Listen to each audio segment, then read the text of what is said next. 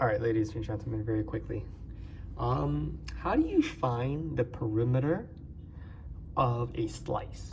Well, what is perimeter of a slice even asking for, right?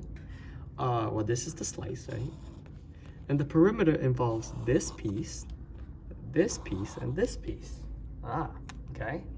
So that requires just like multiple steps, right?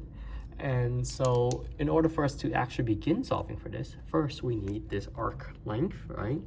And then once you have the arc length, you're gonna add the two radiuses together, right? The radii. So let's figure this out.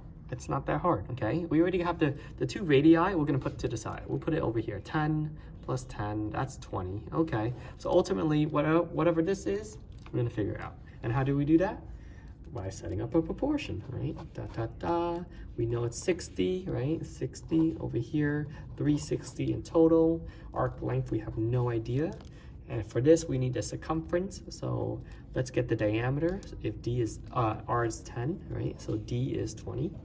And so 20 times pi, that's 20 times 3.14.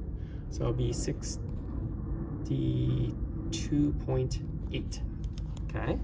And from here, all we do is cross multiply, get to that arc very quickly. 360x is equal to, let me get my trusted calculator very quickly. 60 times 62.8, you get 3,768 divided by 360. So you get approximately x is equal to 10.46, okay?